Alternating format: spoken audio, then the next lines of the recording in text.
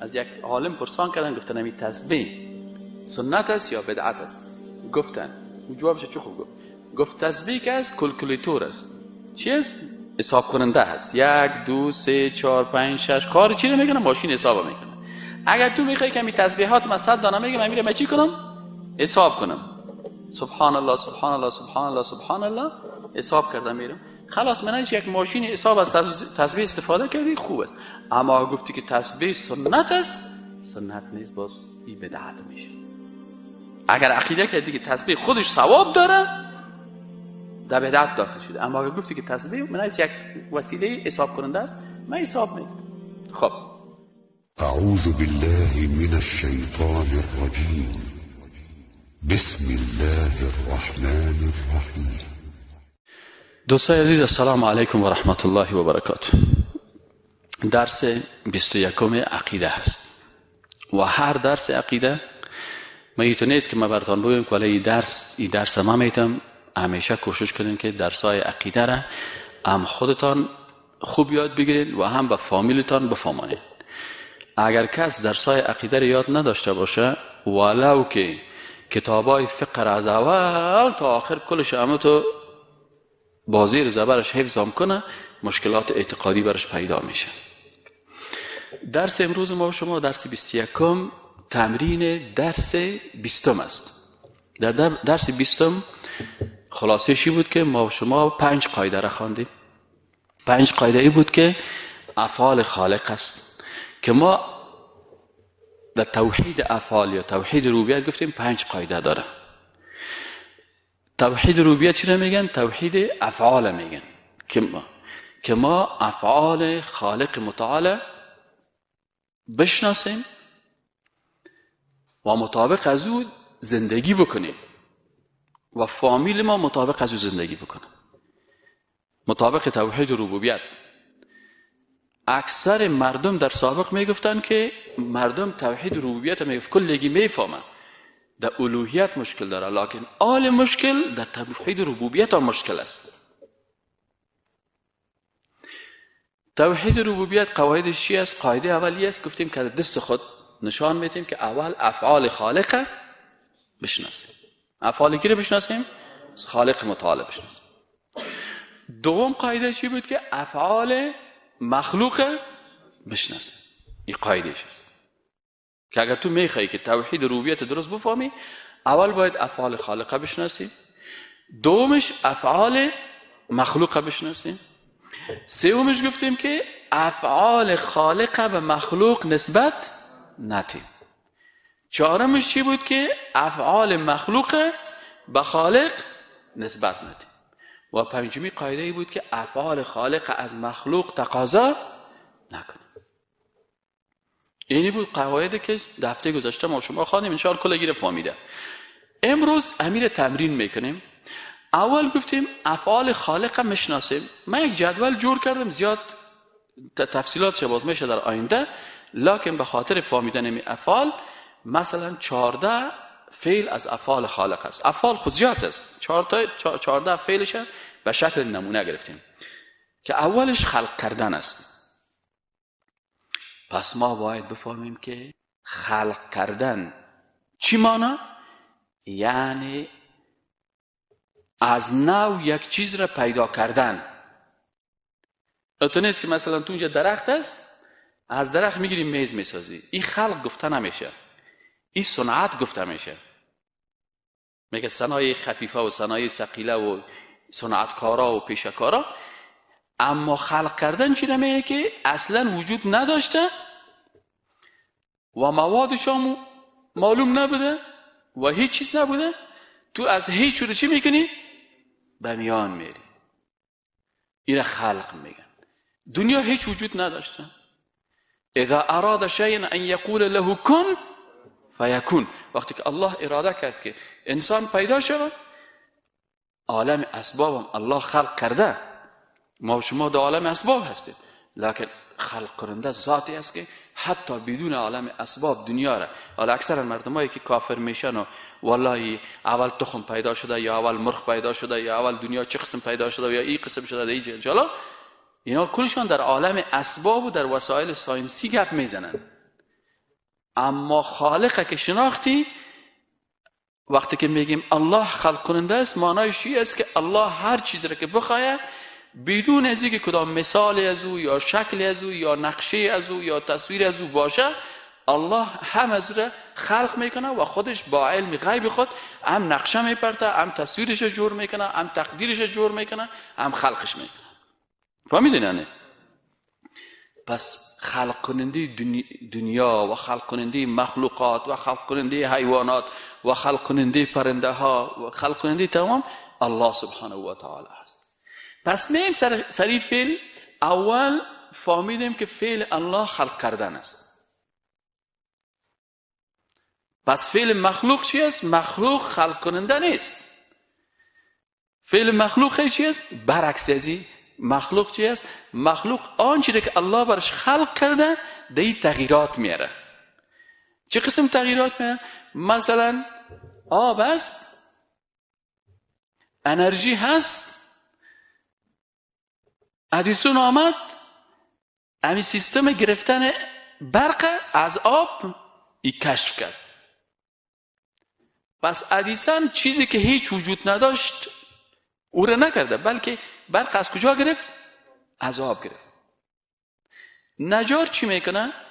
نجار خلق کننده نیست، صنعتگر است. درخت را که الله خلق کرده، آهن را که الله خلق کرده، از او آهنگر برش اره ساخته و درخت را که الله برازی خلق کرده با اینمی اره میگیره، درخت قطع میکنه، برای ما تو یک میز میسازه.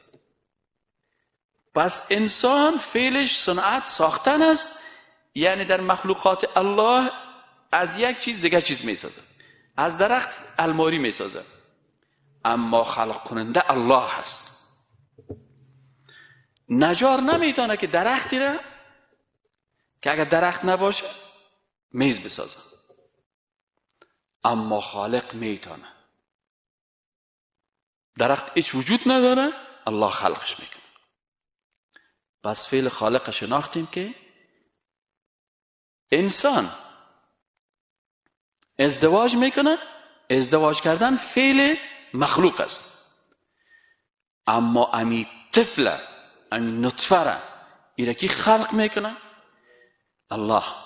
و ایره مراحل مختلفی که این نطفه هست، بالاخره مضغه و علقه و استخوان و بالاخره روی استخوان پوست، این مراحلش که میگن این کلش الله سبحانه و تعالی در بطن مادر اینمی موجود خلق میکنه. این موجودی که مرده هست در داخل ازی روح میدمانه، این الله. پس خلق کننده مخلوق کی است؟ الله هست. از این خاطر یکی از افعال الله خلق کردن است که این خلق کردن مخلوق نمیتونه. پس ما گفتیم افعال خالق بشناسیم و افعال مخلوق بشناسیم. افعال خالق به مخلوق نسبت ندیم. متوجه شدیم؟ یعنی این دنیا را نگوییم که این دنیا را مخلوق ساخته، این انسان فلانی ساخته، نه خیر. افعال خالق به مخلوق نسبت نمیدیم و افعال مخلوق به خالق نسبت نمیدیم. مخلوق چی افعال داره؟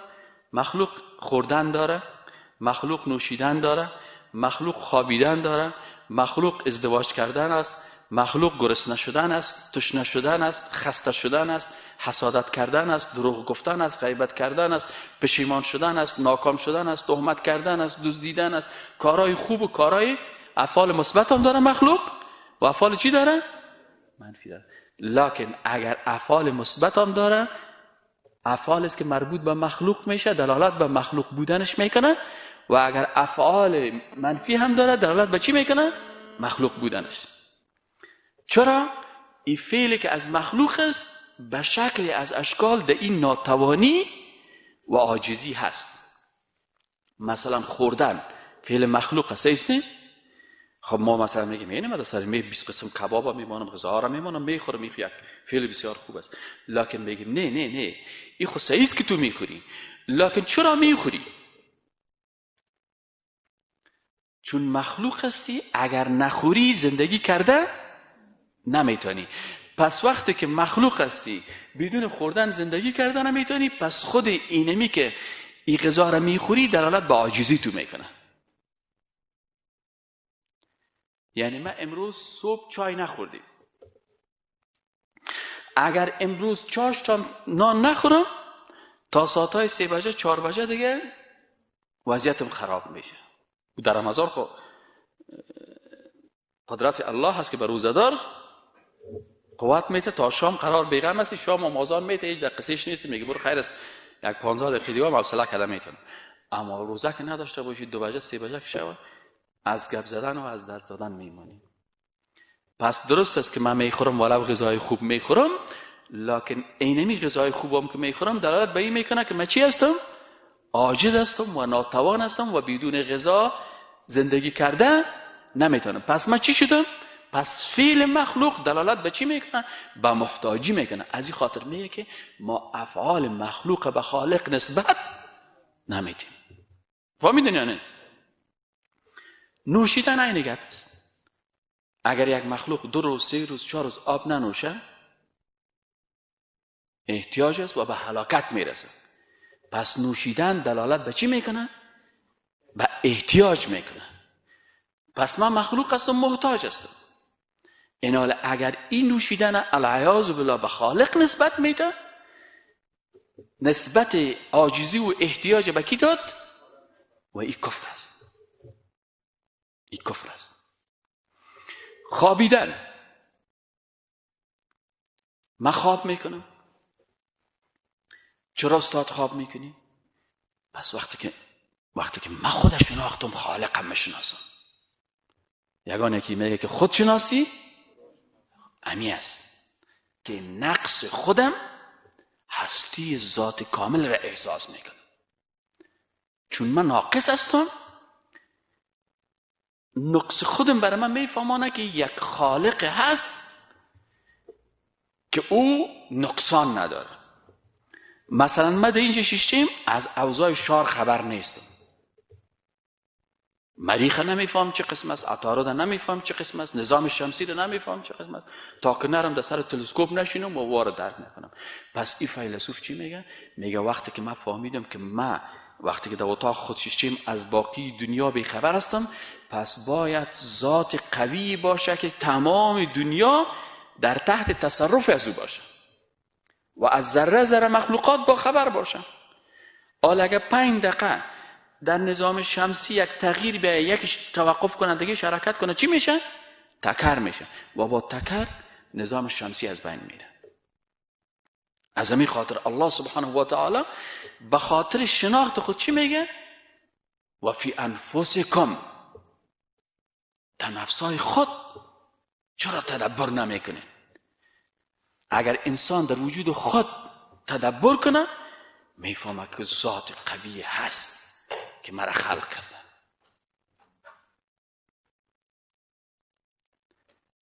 اگر انسان مثلا دست خدا میبینه، اگر دست ما قاط نمیشد، سیگه و فی انفسکم افلا تتدبرون، در نفسایتان چرا تدبر نمیکنید؟ پس الله سبحانه و تعالی بر ما نشان میده که اگر امی دست تو قاط نمیشد دی فکر کن. من فکر کردم که دستای ما قاط نمیشد، خب چی میکردم؟ به خاطر گرفتن یک لقمه برای هر کدام شما محتاج میکنم. تو بیادر بیا میجه می لقمه را دمیدان مکو، اما حال من لقمه را میگیرم و دستایم خوبه متهم یک قسم چیزا کس نه چنگک دار لقمه را خوب میگیری، از این لقمه مثلا یک لقمه پلاو و یک کله پشک جور میکنی، در بینش سلات ملاته را میپرتی و میخوری. پس میگه سبحان الله، یا رب تو رحمان هستی، تو رحیم هستی، تو حکیم هستی که دست مرا می قسم نماندی. یک استخوان درازی قسم می بود، یک استخوان درازی قسم، خلاص دست از دیگه کارا را میکردی، اما نان خوردن نمیتونستی. در نان خوردن احتیاج مردم. پس وقتی که انسان خودش شناخت، ضعف خودش شناخت، خالق هم میشناسه که ذات قوی هست، با عظمت است. از این خاطر خوردن نوشیدن، خوابیدن. چرا خواب میکنیم؟ به خاطر ازی که اگر 2 شب خواب نکردی، روز سوم نه کار کرده میتونی نه حرکت کرده میتونی و وضعیتت بسیار خراب است. پس او ذاتی که برای ما خواب خلق کرده و با ذات خود توصیف کرده که لا تأخذه سنة ولا نوم. حالا مثلا تو که یک روز خواب نکردی پینگی میگیرید، قرار ششتی دمی عین ششتن خوابت میبره،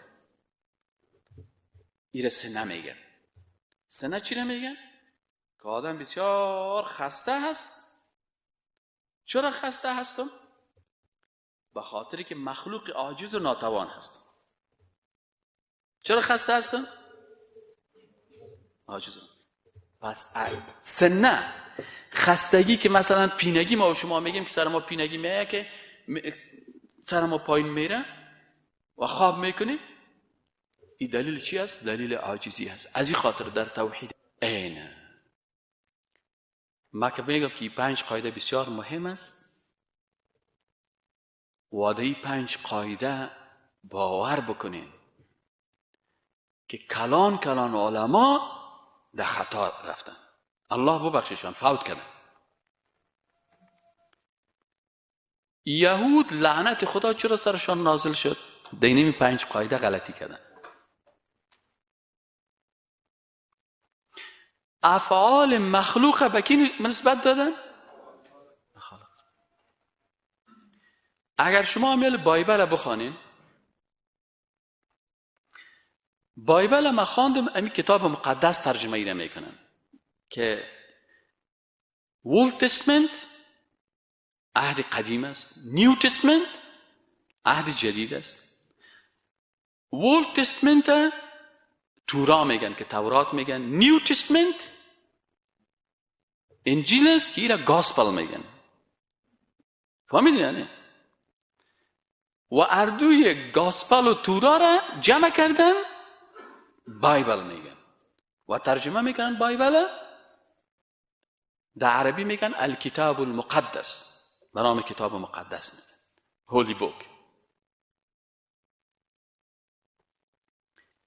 این حال در هولی بوک از یا که بخوانی چرا یهود و نصارا لعنت خدا سر از اینا نازل است. ما یک درس داریم در اخلاق، در پوانتون درس میدیم. کتابای اخلاق ما با کتابای اخلاق دیگه یک فرق داره. اینه ما به شما میگیم، به کس نگوین، خب بین ما و شما باشه. دیگرها وقتی که درس میتن اخلاق درس میتن، اخلاق با پدر، اخلاق با مادر، اخلاق با برادر، اخلاق با همسایه، میگن هم میگن صحیح؟ مگر ما فصل اول کتاب اخلاق با مقدسات است. اول ادب و اخلاق با الله هست،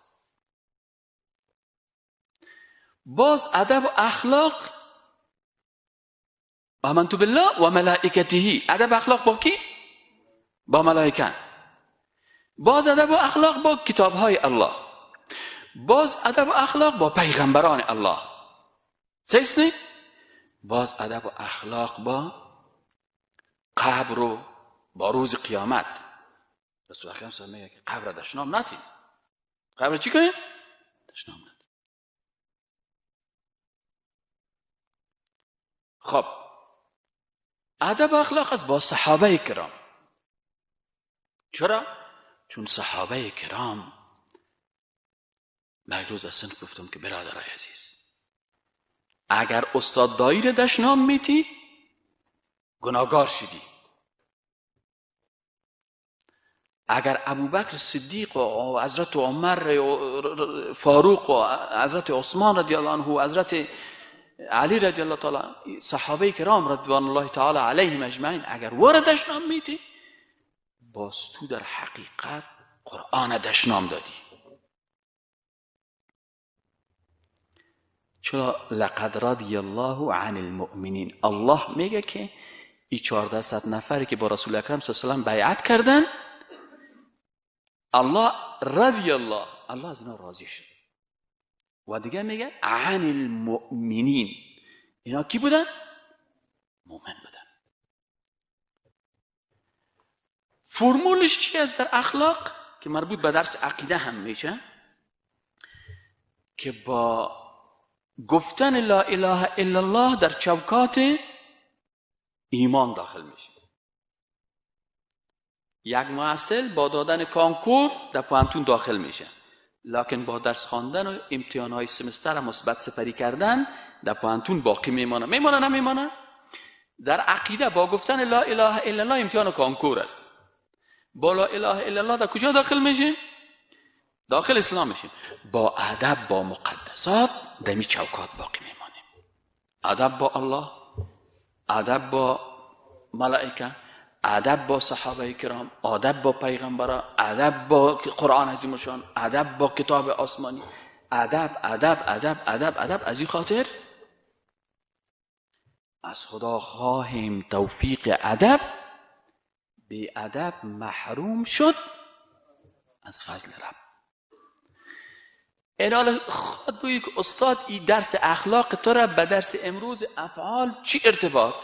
میگی نمیگی؟ میگم ارتباطش این است که یهود و نصارا، سر یهود لعنت خدا چرا نازل شد؟ به خاطر ازی که اینا بی‌ادبی کردن، افعال منفی و زشت، افعال منفی و زشت مخلوق به کی نسبت دادن؟ به خالق نسبت دادن. گفتن ید الله مغلوله. قرآن میگه سر یهود لعنت خدا شد. چرا؟ بی‌ادبی کردن، گفتن که ید الله مغلوله. یعنی دستی که مغلوله باشه چی مونه؟ دست کسی که مشکنه با زیر بسته میکنه در گردن خود اویزان میکنه. همین دست شکستگی که در گردن اویزانه است، این چی است؟ این عرب ها مثال برای میگه که فلان دستش بسته است. چی مونه دستش بسته است؟ یعنی بخیل است. چی است؟ یهود لعنت الله سرشان شد به خاطر که صفت چی رو دادن به الله؟ مخلوق. و ما در قاعده چی گفتیم؟ که افعال مخلوق به الله نسبت نمیدیم. در کتاب بایبلشان در یک جای گفته که خدا از پیدا کردن بنی اسرائیل پشیمان گردید.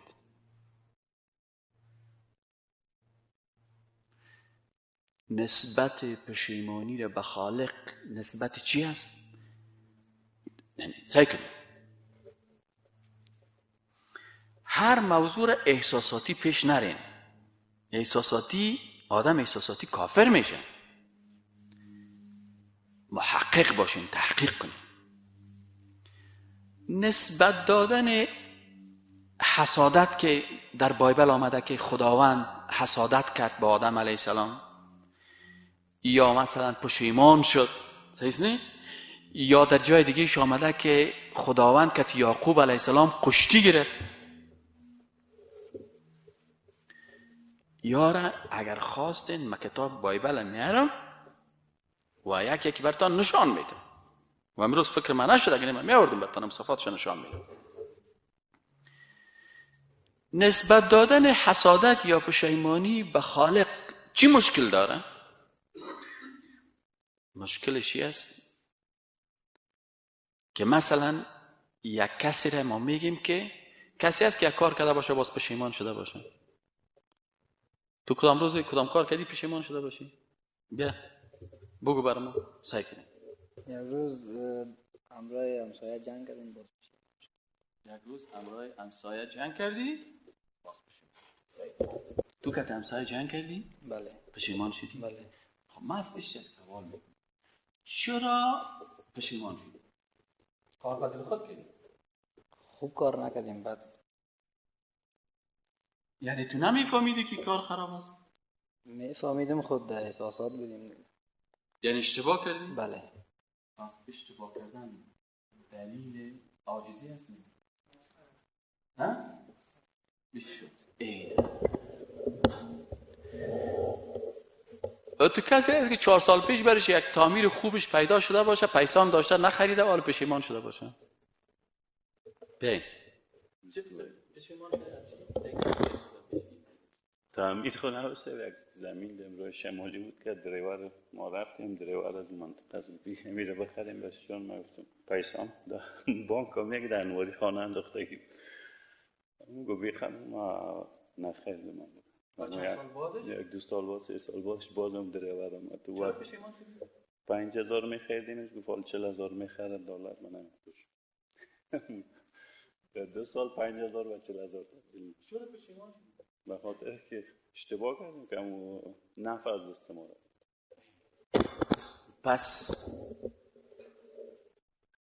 اگر این 2 سال پیش میفهمید سکر اصل گپه، اگر استاد محمد بشیر در اون وقت که پیسه هم دلماری افتادگی بود سایست و میفهمید که این زمین 2 سال بعد $40,000 میشه صحیح؟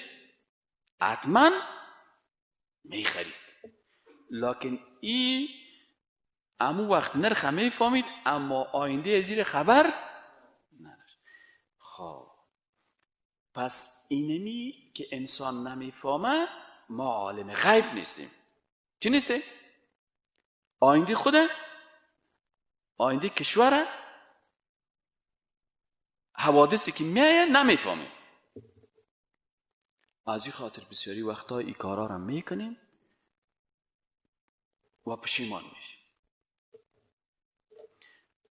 ایناله اگر انسان پشیمان میشه خود انسان میگه که من نمیفهمیدم. آل نسبت نفهمیدن یعنی جهالت، نسبت جهالت به خالقی که عالم غیب از دادن، بیادبی به خالق نیست؟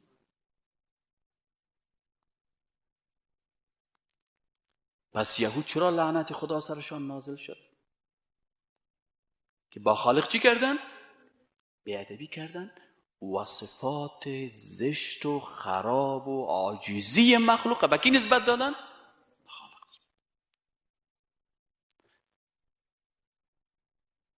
ایناله از این خاطر ما در قاعده چی گفتیم که اول افعال خالق میشناسیم، سیزنه افعال خالق، باز افعال مخلوق میشناسیم، باز افعال خالق و مخلوق نسبت نمیتیم و افعال مخلوق به خالق نسبت نمیتیم و افعال خالق از مخلوق تقاضا نمیتیم. خب آل 4 قاعده اول فهمیدیم. قاعده پنجمیش بسیار مهم است که شرک و کفر دمی قاعده پنجمی زیاد پیدا میشه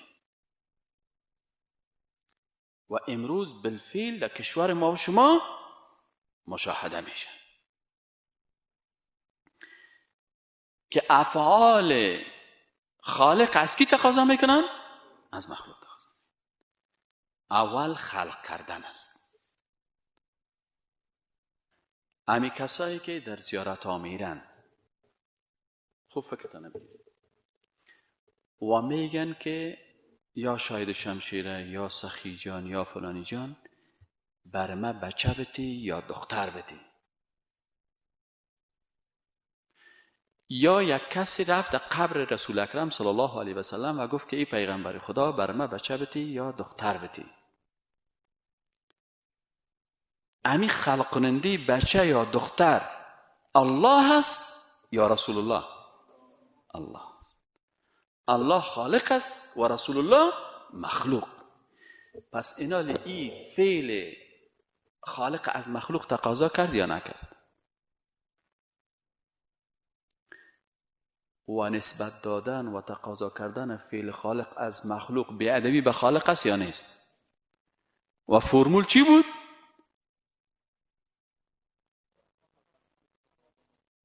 نه، فرمول اخلاقی که با گفتن لا اله الا الله داخل چی میشیم؟ چوکات اسلام میشیم. و با چی خود آدمی چوکات حفظ میکنیم؟ ادب و اخلاق با مقدسات که در اصل از او الله است. پس ایناله این انسانی که پیش مخلوق میره که برای من بچه بتی یا دختر بتی، یا سعی کنید بچه بتی یا دختر بتی، فعل خالق از مخلوق تقاضا کرد یا نکرد؟ خب تقدیر ما و شما را کی نوشته میکنه؟ الله. الله تقدیر کرده که ای بچه باشه، ای چی باشه؟ دختر باشه. امی کسایی که پیش فالبینا میرن که الله برای یکی اولاد میته، برای یکی نمیته، برای یکی بچه میته، برای یکی دختر میته، برای یکی اردوش میته، برای یکی هیچ کدامش نمیته. صحیح نه؟ حالا امی کسایی که پیش از این فالبینا و پیش از یا میرن میگه که برای من تعویض بده که ما بچه پیدا کنم یا دختر ما بچه شوه یا ما اولاد ندارم صاحب اولاد شوم. آیا اینا برای این مخلوق از مخلوق فعل خالق تقاضا کردن یا نکردن؟ و او کسی که میگه بله من این کارم میکنم، من دخترت بچه میسازم، یا خدا تو را اولاد نمیته، من برات امر نشته میکنم، تعویض یعنی امر، العیاذ بالله، و همین برای چی بته؟ اولاد بته و در تقدیر تو نرفته، من تقدیر تغییر میکنم. همین کسی که همین فعل خالق تقاضا میکنه ربوبیت، خود دعوای ربوبیت کرد نکرد، اما بیچاره چرا همین کار میکنه؟ به خاطر ازی که این بیچاره در عقیده فکر نکردن، در پیسه فکر کردن. این در پیسه فکر کرده، در عقیده فکر نکرده. و او کسی که پیشش آمده او در اولاد فکر کرده، در عقیده فکر نکرده. پس عریضی را که باید پیش وزیر میبرد، عریضی خدا پیش چپراسی بود و این چپراسی در چوکی وزیر ششته امر نشته می. پس اردو تعریف مشکل چی پیدا کردن؟ عقیده پیدا. شفا دهنده کی هست؟ الله. پس یکی از افعال خالق شفا دادن است. مخلوق چی وظیفه‌اش است؟ تداوی کردن است، دوا دادن است. مخلوق دوا میکنه، تداوی میکنه، اما شفا داده نمیتونه. از این خاطر اگر همیشه یک دکتر صاحب بود که ما او سالی 6 بود در اعتکاف، پرسان شدیم که دکتر صاحب چرا از فامیل مریض خط میگیرین؟ چرا دکتر صاحب از فامیل مریض خط میگیری؟ دکتر چون دکتر مسلمان بود و عقیدهش خوب بود. دکتر صاحب گفت که به خاطر ازی که ما دکترها دوا میتیم، معالجه میکنیم، ضامن شفای کسی را ضمانت کرده نمیتونه. پس از این خاطر اگر یک آجی صاحب مریض بود، برای بچهش میگیم که بچه برادر عزیز پدرت مریض است، ما این عملیات میکنیم، تداوی میکنیم، پچکاری میکنیم مطابق توان خود. اگر مرد بعد از این ضامنش ما نیست. اگر خوب شد شفا دهنده الله است و اگر نتیجه نداد ما را نگیری که کشتی، چون ما دکتر هستیم، شفا دهنده الله است. صحیح شد نه؟ اینال یک کسی که میره اشتک خود از زیر ریشه درخت تیر میکنه. یک درخت است به نام درخت شنگ. یک وقت خانه ما دمی پیش قول آبچکان بود، خب بغل کو پاروی خانه ما موجه پایین ترکش یک چشمه بود، در سر از چشمه یک درخت بود. خانه ما اشتکای خود می آوردن از امی زیر ریشه درخت تیر میکرد. ما پرسان میکردیم که چری کارا میکنه؟ میگه فلکشان چی است؟ مریض است و این درخت ریشه درخت چی میده؟ شفا میده. پس مقام ربوبیت خالق به مخلوق داد یا نداد؟ و این زن بیچاره 5 وقت نمازم میخونه و روزام خوب پخته میگیره و کل احکام تطبیق میکنه، لکن شیطان عقیدهش خراب کرده و این در شرک و کفر مبتلا کرده و شیطان عادتش است که انسان در شرک و کفر مبتلا میکنه. باز میگه اینا تسبیح 1000 دانه‌ای جور کن. این ملا خو به تسبیح یا وهابیستن. فهمیدین؟ این ملا چی هستن؟ وهابیست. سعی که وهابی رو یک تسبیح استفاده نداره. اینا لسه مجبور ما به خاطر اینکه خود از وهابیگری بکشیم کدام تسبیح خیرات کنیم. اون سعی کنیم. اون وهابی علامتش که تسبیح یکش 4 دانه است. من که تسبیح 1000 دانه‌ای دارم، لکن اشتک خود از زیر چی تیر میکنم؟ خانم اشتک از زیر درخت تیر میکنه. صفت ربوبیت خالق به مخلوق میگه.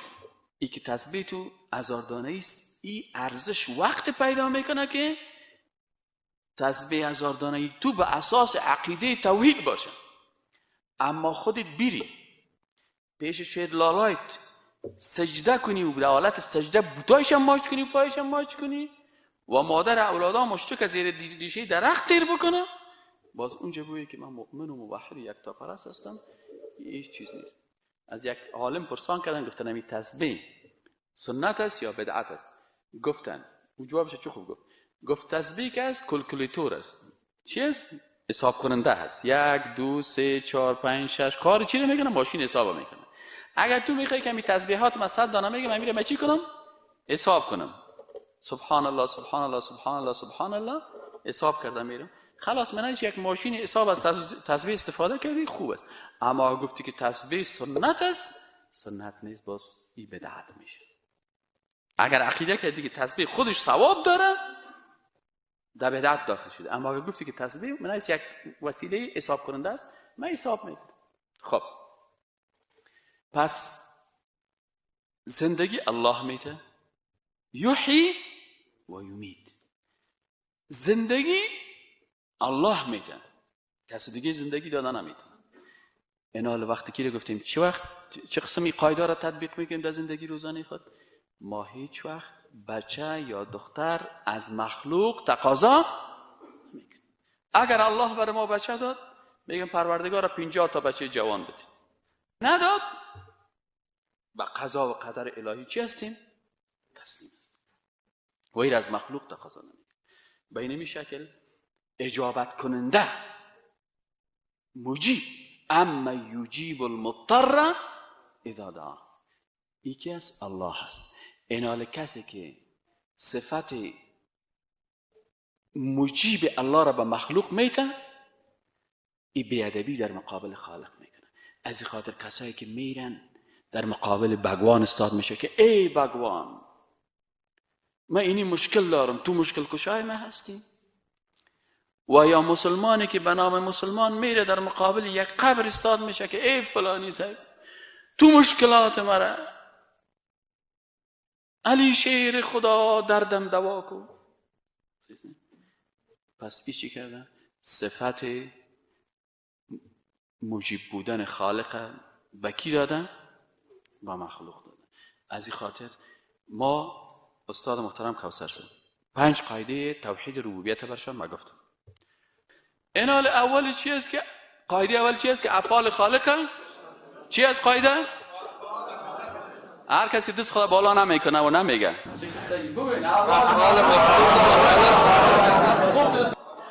دوم قاعده چی است که طرف افعال مخلوق چی را؟ افعال خالق بشناسیم که چی افعال مخصوص خالق است. گفتم نه براتون. و افعال مخلوق که چی است؟ افعال مخلوق جدولش است که افعال مثبت است: خوردن، نوشیدن، خوابیدن، ازدواج کردن، گرسنه شدن، تشنه شدن، خسته شدن. و افعال منفی چی است؟ حسادت کردن، دروغ گفتن، پشیمان شدن، غیبت کردن، ناکام شدن، تهمت کردن. نیگه صحیح شد نه؟ قاعده سومش چی بود؟ افعال خالق و مخلوق نسبت نمیدیم. چی میکنیم بگوین؟ آفرین. افعال خالق به مخلوق نسبت همین. قاعده چهارمی بود که افعال مخلوق به خالق نسبت، که افعال خالق از مخلوق تقاضا چی هستن؟